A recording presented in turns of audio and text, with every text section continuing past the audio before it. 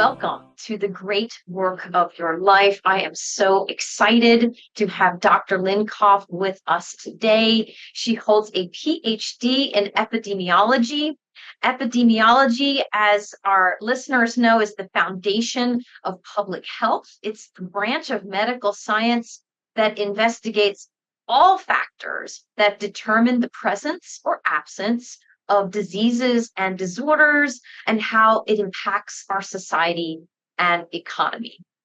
Dr. Linkov has been very busy. She's received many grants. She's published over 70 research papers and chapters, and it's in the field of cancer, epidemiology, and global health.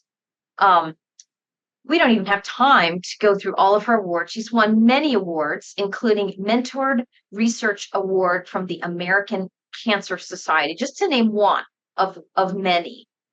She's concentrated her research specifically on how weight reduction through exercise or bariatric surgery might influence decrease in cancer risk. She's also an adjunct professor at the University of Pittsburgh School of Medicine. And Dr. Linkov and I met when she came to the Revealing Genius 7-Day Summit on Brand Leadership. And when she arrived, she was the newly minted chair for the Health Administration and Public Health for Duquesne University, which also means that she's the program chair for the online Master of Health Administration program. And full disclosure, Duquesne is where I received my undergraduate degree in marketing, so I'm a big fan. A little bit about the MHA, really great program. It's accredited. It's for any healthcare professional seeking leadership roles in healthcare delivery and financing organizations. So if you're a nurse, a physician, a pharmacist, it is 100% online. So the coursework can be done really from anywhere. And it's a place to conduct research at an R2 research university. But what struck me about Dr. Linkov was her love. What she loves most is helping students discover for themselves what they want to pursue in their careers. And she has quite the global view. So she's keen on reestablishing collaborations on a global scale. And she, like me, feels like Duquesne is a best kept secret. So welcome, Dr. Linkov, to the great work of your life. Great to have you here. Thank you so much. I'm honored to be here with you today. Well, we have 15 questions, 14 questions and a bonus. All of our guests are asked the same question. So let's start at the top with the first two. Tell us what gives you energy and what drains your energy. So as someone who chose to spend life in higher education, I have to say that I really, really love learning new things and experiencing new environments. I enjoy when my beliefs and my views of the world are challenged. And they're oftentimes challenged when I travel, when I meet new students, when I meet people from new backgrounds. Just recently, I had a wonderful trip to Taiwan to establish collaborations there. And my views were challenged as always. I met wonderful students. And this is what happens to me when I travel. This is what happens to me when I teach. So I like learning, and I'm energized by the success of my students. One of the great sayings about education that I like is that a great teacher has always been measured by the number of his students that have surpassed him. And this is the kind of philosophy that I have. I want my students to be successful, and I want for their success to be above and beyond of what I achieved. I would like to welcome anyone who is listening to this recording to join us at Duquesne at MHA program or at our undergraduate programs and explore what we can learn together. As a researcher, I really love coming up with new ideas and projects to improve population health, to improve global health, and to improve education across the world. And now I want to get to your second question, is what drains my energy? So what drains my energy is people or entities who are not motivated, who we are working with, but they may not necessarily be as motivated as us to either learn, educate, do research, and stuff like that. So sometimes working with unmotivating people is deflating, but I view it as a challenge. So when I encounter people who drain my energy, I try to spark their interest. I try to get them motivated so that we could collaborate and work together on whatever projects that we want to work on. Brilliant, thank you. And you and I have talked online about this in terms um, of students, doing the unthinkable, challenging themselves, getting to the highest levels they can possibly get to. We know you love to travel. We know you have a global view. Tell us about questions 3 and 4. What do you love the most about your work, and what do you like least? So I'm hugely motivated and I love the people that I work with. This is the 4th year in my position as a chair of the Department of Health Administration and Public Health at Duquesne University. And I have to say that I loved every minute that I worked here. So I love that my job allows me to have a lifetime of learning experiences. I learn from my colleagues, I learn from my students, and I learn from, almost every experience that I have here at Duquesne. There is never a dull day in my job just because of all that learning that happens on day-to-day basis. And something challenging and interesting comes up every day. And I'm honored and privileged to work in an academic environment. And this is where I hope to continue my life path. In terms of what I like the least about my job is that sometimes things do take place that I cannot control. So, for example, some of the listeners may know that we're about to hit a demographic cliff where we don't have as many students entering higher education as we did in the past. It's going to impact all academicians, but this is something that I cannot control. Like, we cannot increase the cohorts. So, and this is the part of my job that I probably like the least because, we need to be really creative to reach out to people that might not be thinking about higher education, and this is very hard to control. Makes sense. Yes. And if I have 1 minute with you, if I had 5 minutes with you, and I could only ask one question, even just based on the first 4 questions we just talked about, we learned a little bit about you. So you're multifaceted. You're a teacher. You're a mentor. You're a coach. You're in academia. You're an epidemiologist. You have a doctorate as part of your pedigree.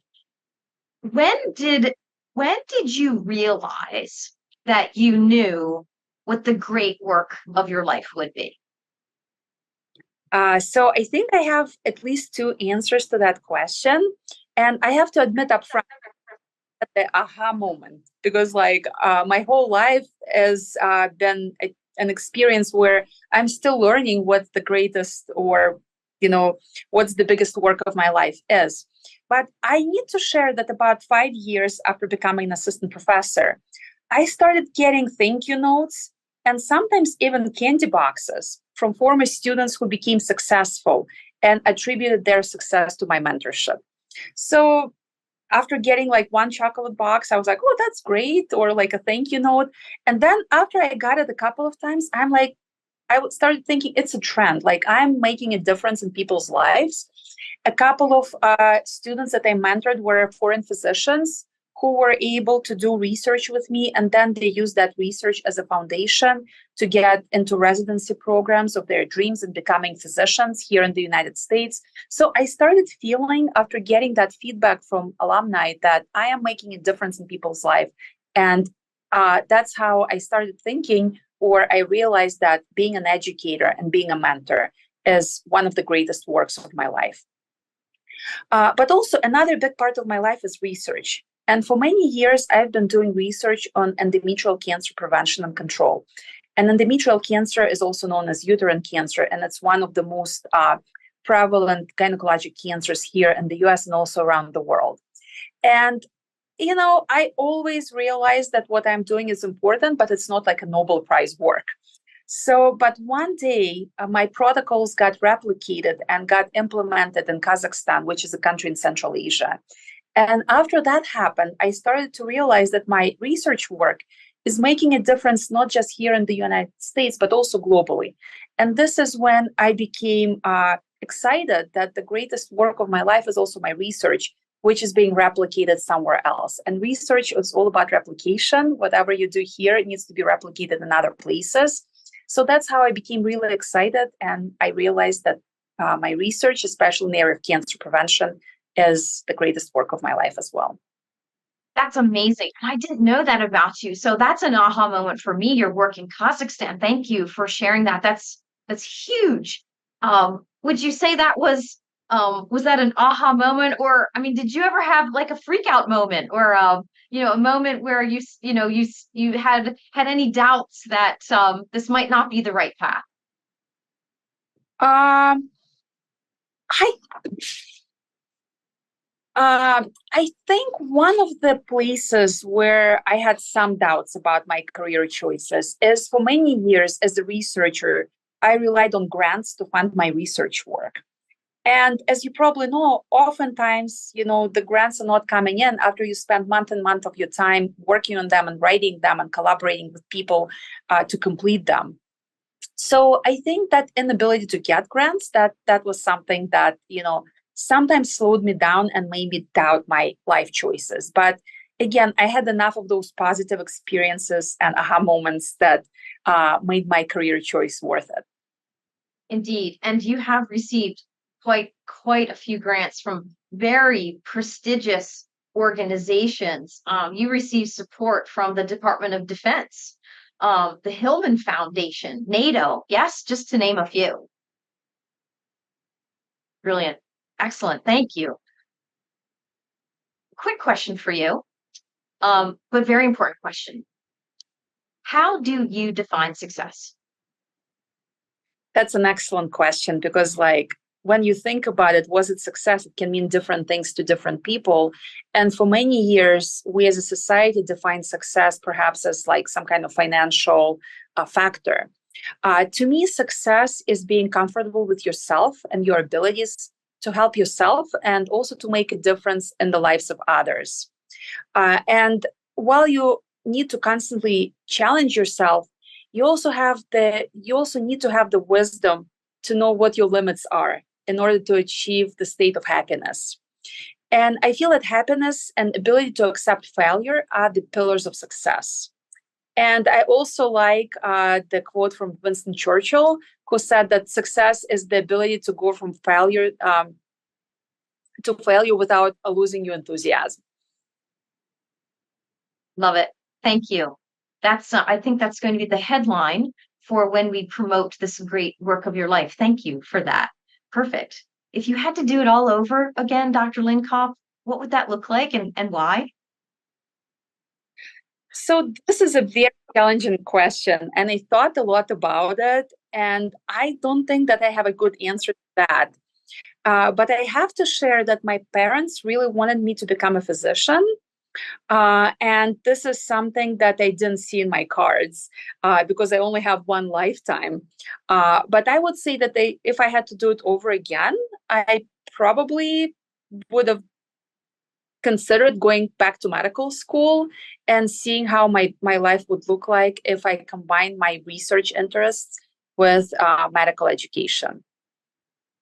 Perfect. Interesting.